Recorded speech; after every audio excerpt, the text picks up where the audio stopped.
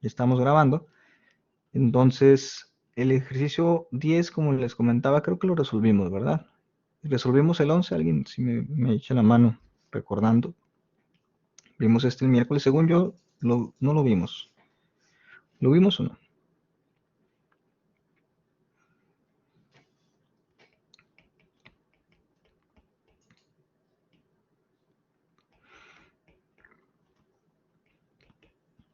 Sí, según yo tampoco. Bueno, entonces el 11 es otra aplicación de la ley de Faraday que hemos analizado desde el miércoles. Y nos dice aquí que la media reacción de formación de magnesio por electrólisis de cloruro de magnesio fundido es esa reacción, ¿no? Recuerden, es de reducción, porque siempre nos escriben la reacción de reducción, ¿no? Y ahora nos pide que calculemos la masa de magnesio que se forma por el paso de una corriente de 60 amperes durante un periodo de 4 por 10 a la 3 segundos, 4000 segundos, ¿no? Y ese sería como un inciso A, ¿no? Y después el inciso B nos pide calcular el tiempo en segundos que se necesitarían para producir 50 gramos de magnesio a partir de cloruro de magnesio si la corriente es de 100 amperes. Ok, la primera nota que debemos de tomar de este ejercicio es que tenemos cloruro de magnesio fundido. Entonces, esto hace muy sencillo lo que es la electrólisis. Si nosotros tuviéramos cloruro de magnesio acuoso, tendríamos que hacer el procedimiento de una forma diferente. Sin embargo, pues no lo vamos a hacer en este curso porque es un curso introductorio. Ya les he comentado que cuando tenemos acuoso se ponen más complicados los cálculos. Entonces no tiene caso. Voy a copiar los datos nada más, permítanme.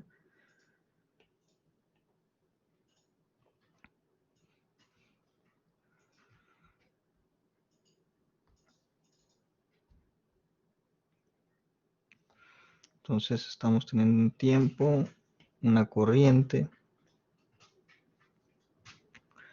Ok, entonces aquí está. Tenemos el tiempo, tenemos la corriente, tenemos el peso molecular de cloruro de magnesio, 95.21 gramos por mol.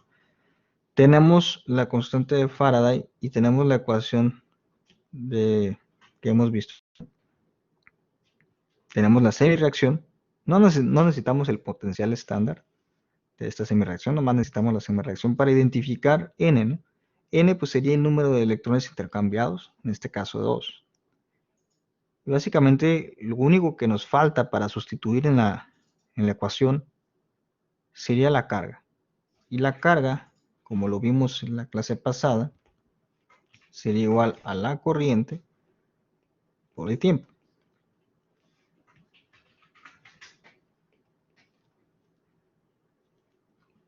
Entonces la carga, aquí afortunadamente pues ya la tenemos en segundos, ¿no? En el tiempo. Entonces sería 60 amperes por los 4 por 10 a la 3 segundos.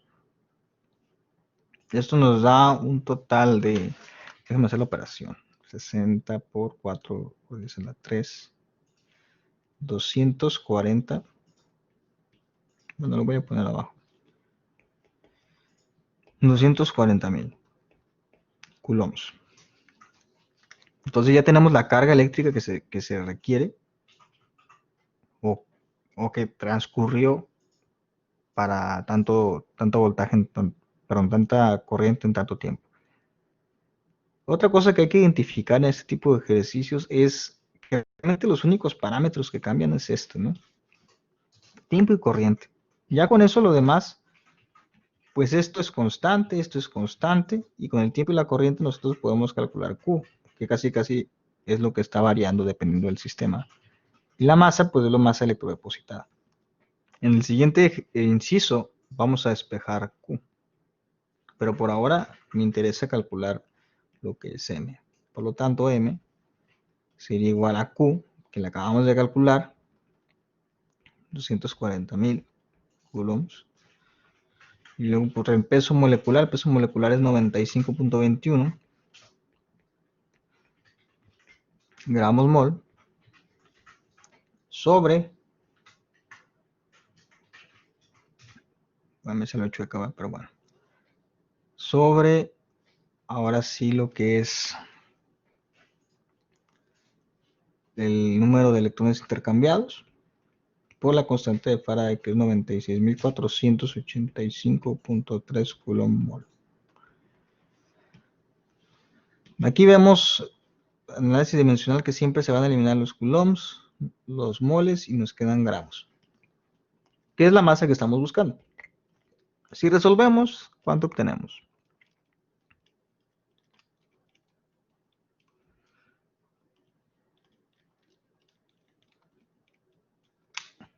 Nos da 118, ¿no? 118.41 gramos. De modo que esa sería la masa que se electrodeposita si nosotros aplicamos en una celda electrolítica cloruro de magnesio fundido por 4000 segundos y a 60 amperes, ¿no? Le estoy metiendo una corriente de 60 amperes. 4000 segundos es más de una hora, ¿no? Una hora 10 minutos, si no me equivoco. No, menos de una hora 5 minutos. 6 minutos, casi 7. Una hora 7 minutos. Se formaría casi 120 gramos de magnesio sólido que se pondrían en la superficie del electrodo, ¿no? Ahora, para el inciso B tenemos aquí el caso contrario. Nos pide cuánto tardaría en producir 50 gramos de magnesio si yo le meto 100 amperes de corriente. Entonces, para ese caso, tenemos una corriente de 100 amperes. La masa que nos dan serían 50 gramos. Y aquí nos pide el tiempo.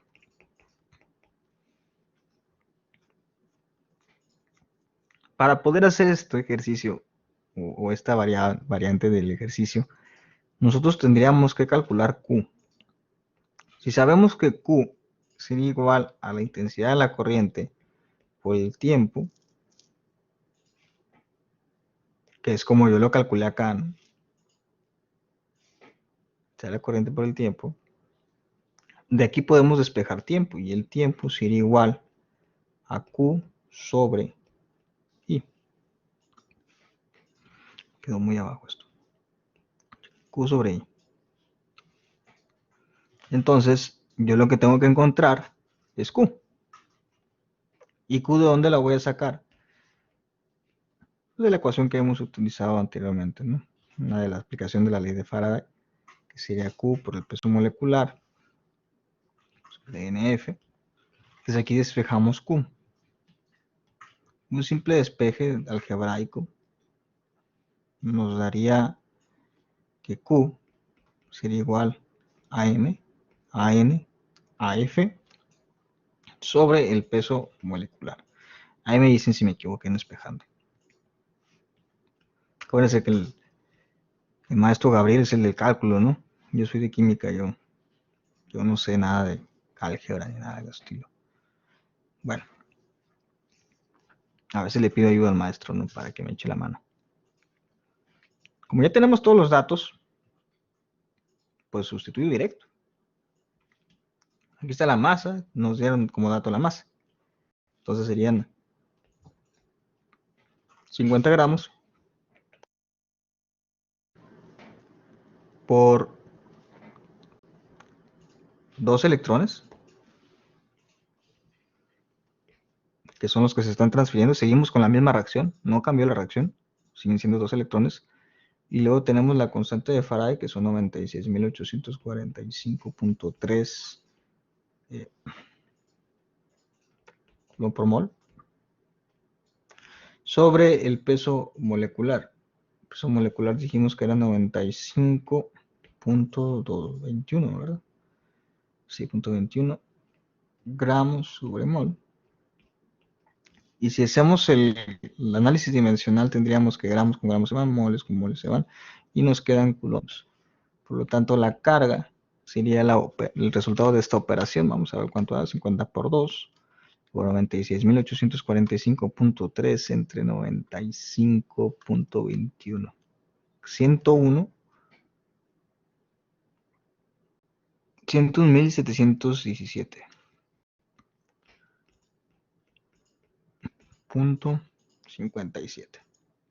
coulombs. Entonces esa es la carga que se necesitaría para estas condiciones, ¿no? Si quisiéramos meter 50 gramos. Y en corriente, o para hablar de corriente tengo que hablar en función del tiempo.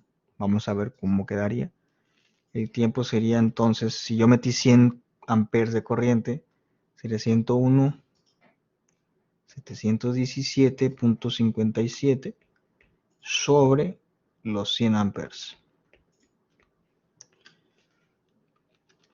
Por lo que simplemente mover el punto decimal. 2 decimales, porque 100. Y sería 1017.1757 segundos. Y aquí pueden ver dos cosas, ¿no? La primera es de que el tiempo bajó. En el primer caso, ustedes tenían un tiempo de 4000 segundos, pero obtuvieron más masa, que fue 120, ¿no? Casi 120. Aquí tienen menos masa, pero más corriente. Antes teníamos 60 amperes, acá tenemos 100 amperes. Por lo tanto, todo es proporcional. Todo es proporcional a los cambios, ¿no? Si nosotros metemos más corriente, si nosotros lo dejamos más tiempo de exposición, si nosotros queremos formar más masa, las tres variables que cambian para la ley de Faraday serían las siguientes: el tiempo, la corriente y la masa. Ahora, hay más leyes de Faraday que no quiero englobar en este curso, porque involucra el conocer un poco más términos avanzados de físico-química, como la energía de Gibbs, como el área de superficial, la sección transversal, derivadas parciales en función de la presión de la temperatura. Y como les digo, es nada más un desglose introductorio, ¿no? Hay otra muy importante que se ve en la segunda ley, que es el área de la superficie en donde se va a electrodepositar. Eso tiene... Así es, Santiago, eso ya son ecuaciones diferenciales, por eso no nos metemos ahí. Con trabajo están llevando cálculo integral, ¿no? Y por favor acrediten, ¿ya pasaron su curso? ¿Cómo les fue su examen? No, nunca me contaron si pasaron su curso de cálculo integral o se quedaron en cálculo diferencial, ya no supe en qué andan ustedes. Y quisiera que lo vieran así, ¿no? Si nosotros tuviéramos ¿le queda un examen, Carlos? Pues aquí en química también le queda un examen.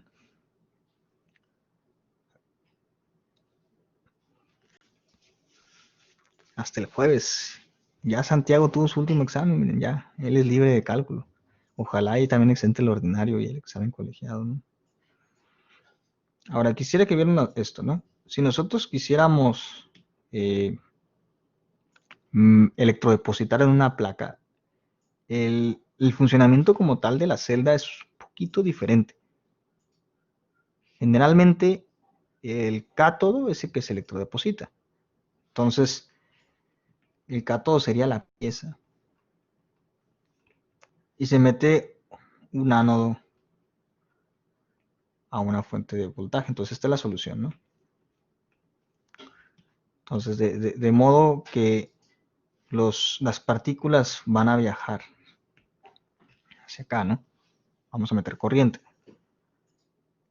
Bueno, en realidad sí se voltea la polaridad, ¿no? Si la tenemos que hacer para acá, tenemos que poner la carga positiva acá. Ok, entonces, no, sí es la negativa, perdón. Ya me hice bolas.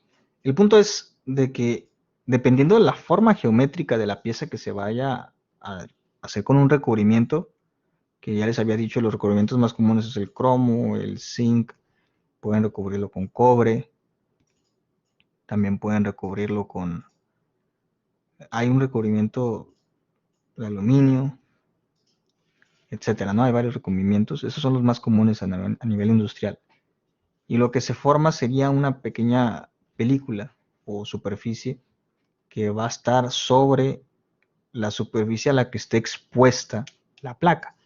Por ejemplo, y voy a borrar las líneas verdes, si yo nada más voy a meter a la solución esta sesión o va a estar sumergida a esa altura la placa, pues nada más se va a electropositar esto.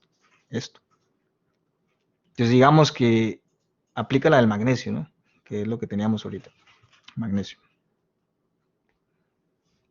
Magnesio. Entonces, en esta área se van a meter 118 gramos. Eran los primeros casos, 118 gramos. Bajo las condiciones que teníamos en el experimento, que estaba redactado ahí. Entonces, si yo saco la placa, va a estar así como que mocha, ¿no? La mitad va a estar recubierta y la otra mitad, ¿no? Entonces, esto equivale a una superficie, ¿no? Una área. Metros cuadrados, por ejemplo. Y acá hay otra área, metros cuadrados.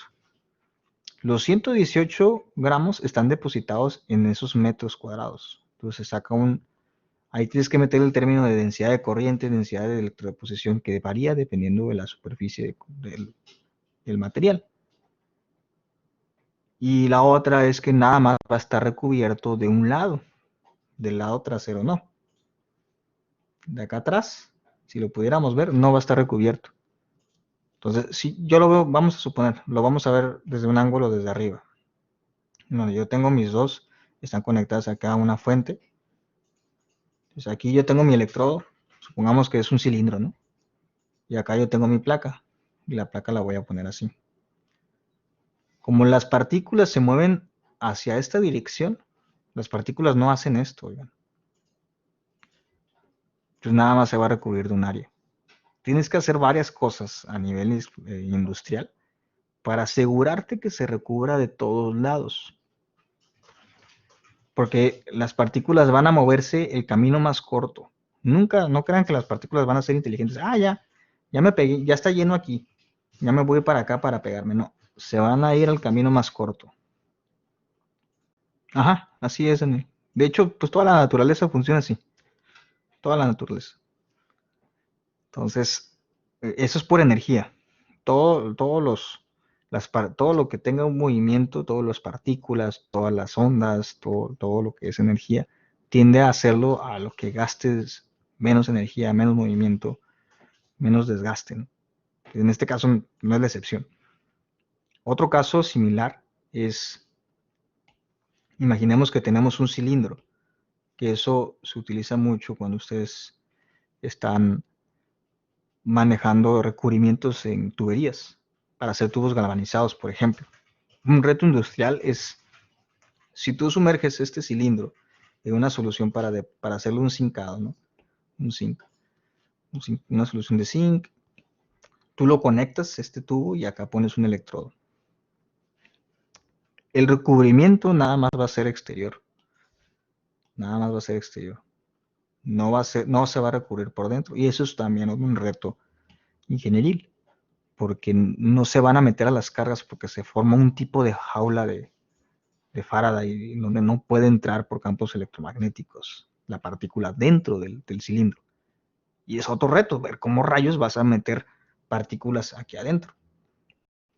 ¿Cómo lo vas a hacer? Bueno, una estrategia es, si lo vemos por arriba, supongamos que aquí tenemos el cilindro y todo esto está sumergido, ¿no? Todo esto. Tendrías que introducir un electrodo adentro y aquí pondría un cable y otro cable, ¿no? Este sería tu ánodo y este sería tu cátodo. Entonces así te aseguras que hay una distribución radial de las partículas, que sería hasta esa dirección, hasta esta dirección, hacia esta dirección.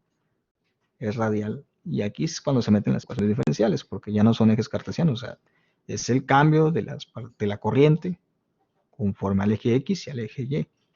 O si lo pones en ángulos, que sería más fácil hacer coordenadas cilíndricas, pues en cambio al ángulo, ¿no?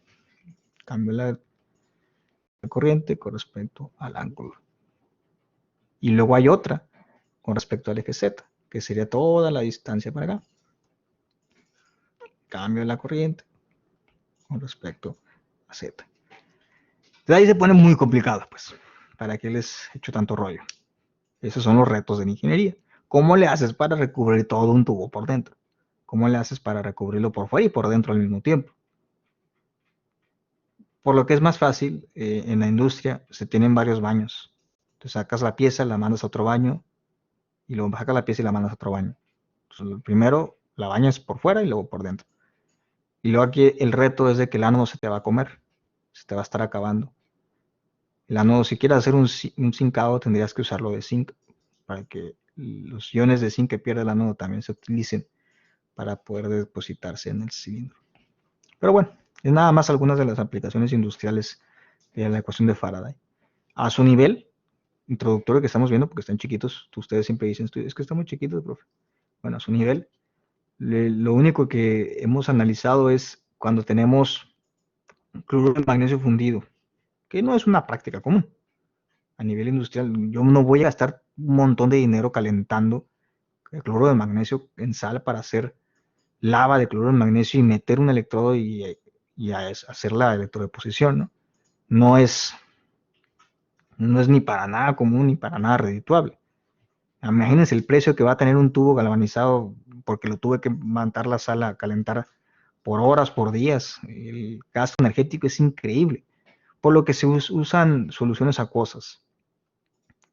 Y el otro reto de las soluciones acuosas es de que, lo voy a regresar nada más poquito a la presentación, de que cuando tenemos disoluciones acuosas, bueno, más antes, acá, ¿se acuerdan que les comentaba que lo que más se promueve o que sea más probable que pase es la electrólisis del agua?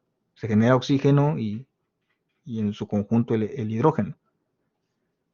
Entonces, cuando tenemos soluciones acuosas, aparte de todo eso, en este tipo de casos, yo estaría fomentando la producción de hidrógeno y de oxígeno. Entonces, en este electrodo, pues por acá se reduciría el hidrógeno y por acá se produciría el oxígeno. Y eso está contemplado en el gasto de 100 amperes de energía. O sea, los 100 amperes, que bueno, en este caso, ¿cuántos eran? No, aquí se usaron 60 amperes, ¿no? Bueno, 60 amperes. Esos 60 amperes se utilizan para esto y para el magnesio. Entonces la masa va a ser diferente. Sí, claro, si tuviéramos una disolución acuosa, o sea, hay agua y hay magnesio. Entonces la masa real de electrodepositada de magnesio va a ser mucho menor, porque no sé cuánta corriente se distribuye para la reducción del magnesio, ¿no? Ok, entonces, pues eso era todo lo que les quería explicar, nada más para que se vayan con un poquito más de noción de lo que son las celdas electrolíticas, que es una ciencia que se sigue usando y se va a seguir usando porque es muy utilizada. Y la última parte del curso, que nos va a tomar como 15 minutos platicarles, es corrosión. Corrosión, todos conocemos ese término. De hecho, el término corrosión nace antes, ¿no?, que el término de electroquímica, por lo que se tiene una explicación de lo que es corrosión, pero hasta después se entiende el por qué existe la corrosión, siendo este un fenómeno electroquímico. No es tanto oxidación, ¿no? Oxidación natural. Es que está en presencia de oxígeno y por lo tanto se oxida y promueve la corrosión. Más que la reacción con el oxígeno, lo importante es cómo es en realidad una reacción redox espontánea. Y es que eso es la corrosión. Son reacciones redox espontáneas en las que un metal es atacado por alguna sustancia. Decimos atacado porque tiende a ver un cambio químico. No crean que le puso una pistola, ¿no?, y le disparó. El ambiente o entorno inconvertido en un compuesto no deseado. Pues hay ocasiones, y en su generalidad, las celdas voltaicas que hemos analizado hasta este momento, todas tienen un propósito, ¿no? Y queremos que sean espontáneas para que produzcan un voltaje. Y nos interesa que produzcan un voltaje. Sin embargo, hay muchas reacciones redox espontáneas que no me interesa que ocurran. Les voy a poner un ejemplo fácil, rápido, a lo mejor alguno de ustedes lo conoce, que es del área de odontología. No sé si ustedes conocen lo que son las amalgamas en los dientes. Una amalgama es una plaquita de diferentes materiales que se adhiere a un diente que está perforado, que no se trató bien y dio caries, o alguna prótesis estética. Pero antes, cuando se empezó a idear lo que, no sé si alguien de ustedes tiene una amalgama, pero cuando se ideó lo que era la amalgama, lo primero que se ocurrió era usar un metal con un recubrimiento para que no se oxidara por la saliva, que tuviera funcionalidad estética y funcionalidad física, o sea, pudieras masticar con el diente, que no tocara los nervios, pues, no te doliera, etcétera. Y pues mucha gente, por el tiempo que se ideó la amalgama, traía su pedacito de metal en el diente. Actualmente ya hay otras alternativas, ¿no? Ya se usan resinas que asemejan incluso hasta el color del diente, un poquito más caras, ¿no? Ya se utiliza para prótesis de titanio, tornillos de titanio que son biodisponibles y se puede generar tejido óseo alrededor del titanio, ya les había comentado. Pero antes, pues había nomás placas metálicas, ¿no? Entonces se ponía una plaquita. Voy a ver si puedo dibujar un diente. Yo soy malísimo para dibujar, ya se han dado cuenta. Pero imaginemos que... Uy, ¿qué es eso? Imaginemos que esto es un diente. No está tan feo, ¿eh?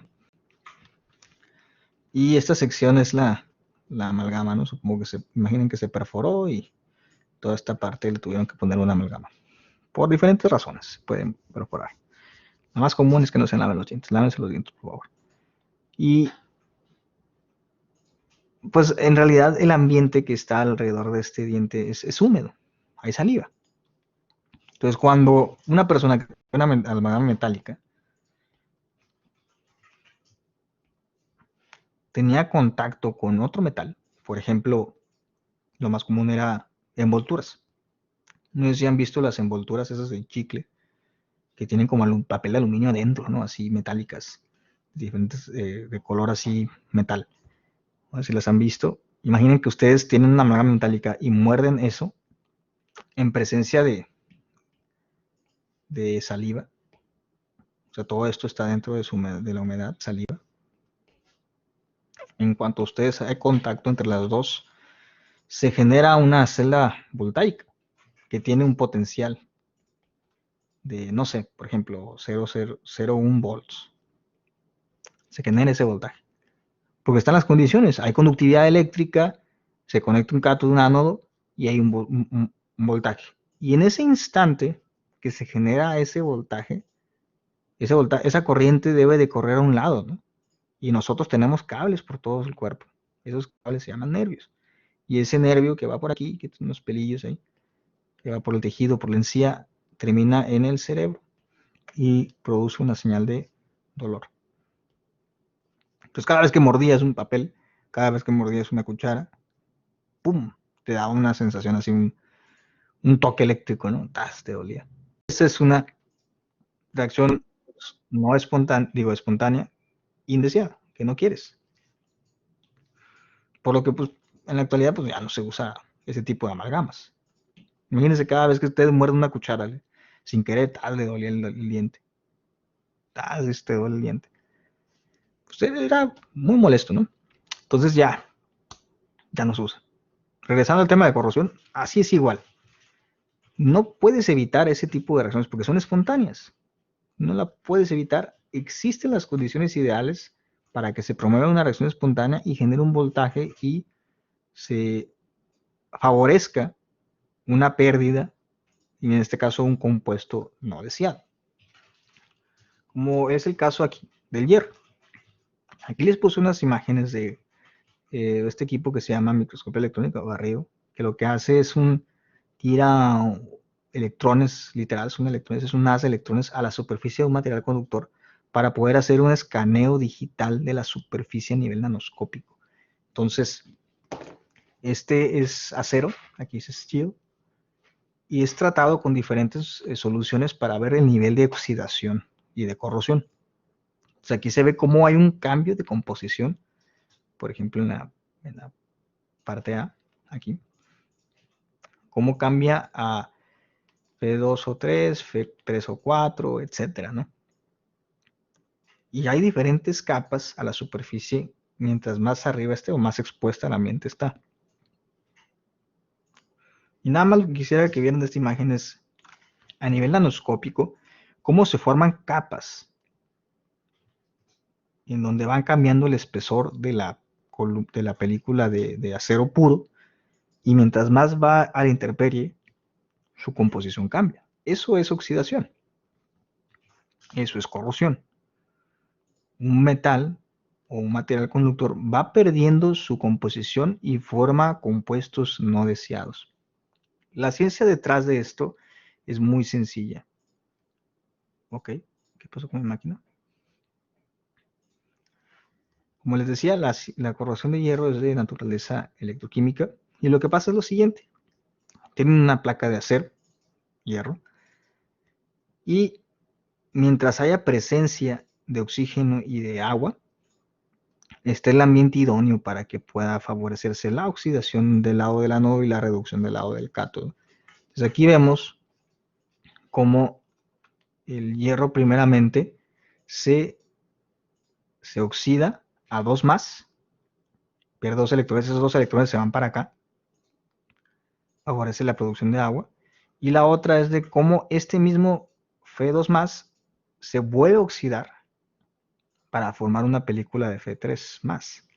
Entonces tiene dos oxidaciones, hay dos cambios de estado de oxidación. La más común o la primera que ocurre es esta. Se empieza a formar fierro 2 más. Ese fierro 2 más reacciona con el aire que existe en el ambiente y forma una película de óxido. No crean que este hierro se va en el agua y vuela, ¿no? En el aire, no. Se queda en la superficie. Y en el momento de que esa superficie tiene contacto con el oxígeno, promueve la producción de óxido. El óxido pues ya tiene otro color, ya tiene otra textura, ya tiene otras propiedades conductivas y ductiles de resistencia a la flexibilidad, perdón, resistencia al desgaste, flexibilidad, etcétera, ¿no? De modo que no deseas que se produzca óxido de hierro. Y esto ocurre en todos los materiales. Se empiezan a formar óxidos dependiendo de sus potenciales estándar. O sea, dependiendo de a qué nivel estos van a ser espontáneos o no. Entonces tú puedes aprovechar las bases electroquímicas para hacer o no hacer esta reacción espontánea. Y vamos a ver algunos de los tips para evitar la corrosión. Nada más como anuncio, ¿no? La corrosión es un problema a nivel mundial. La corrosión provoca pérdidas de millones de billones de dólares a nivel mundial. ¿Por qué? Porque imagínense, yo tengo una planta que produce varillas, que produce láminas, que produce estructuras de acero. Entonces mi materia prima básicamente es el acero, que puede ser rebabas, que puede ser de muchas formas, y yo les hago un termofoldeo, puras estrategias de metalurgia, procesos de fundición, etc. De modo que yo tengo mi materia prima, la convierto a producto y luego la transporto. Imaginemos que la planta está aquí, digo, aquí produce en México y la mando a Alemania, ¿no? Por decir algo. Se va a ir en barco. Pues cuando la transporto en barco, ahorita voy para allá, Germán. Y cuando se transporta en barco, está en contacto del medio ambiente del mar. Agua con un montón de sal. ¿Qué va a provocar eso? Esto mismo. Entonces, si yo no hago una medida para evitar la corrosión, mi producto va a llegar oxidado. Se tiene que hacer una estrategia para que pues, no pierdas la inversión que tú metiste. Entonces, hay diferentes estrategias para evitar la oxidación o la corrosión de los metales.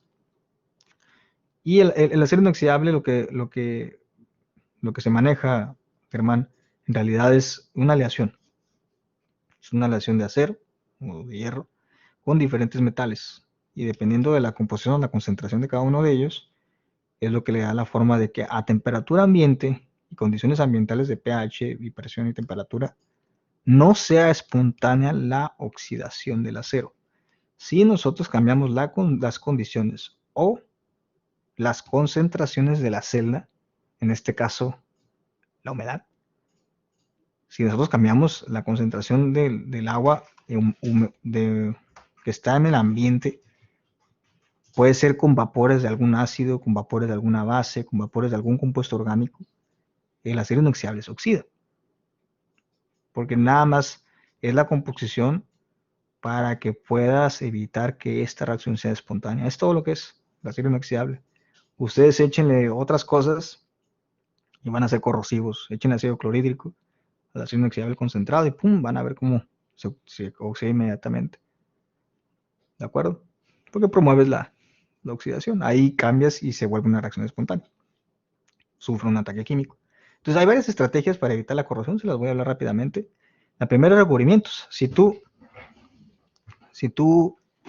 cubres el metal con pintura, por ejemplo, pues vas a evitar que haya un contacto directo entre el acero, el hierro pues, y la celda, que sería en este caso el agua y el aire. Al evitar que haya un contacto directo, pues vas a evitar que haya una oxidación, ¿no? No va a haber corrosión por un periodo de tiempo medido. Les voy a decir por qué. Porque así como hablábamos de las baterías, imaginemos que tenemos una placa, una lámina de acero. Y yo la pinto, ¿no? Imaginemos que la capa roja es pintura. Tenemos agua a nivel ambiental. Entonces, a nivel nanoscópico, el agua tarde o temprano va a difundirse a través de la pintura. Ese proceso puede durar años y tocar el acero otra vez.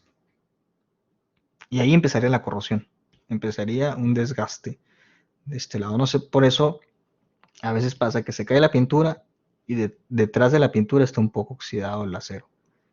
Un poco, no, tampoco crean que es mucho. O la otra es de que si hay una ruptura, por ejemplo aquí hay una ruptura de la pintura, el agua rápido aprovecha y entra. Entonces van a ver cómo la oxidación se promueve en esa ruptura.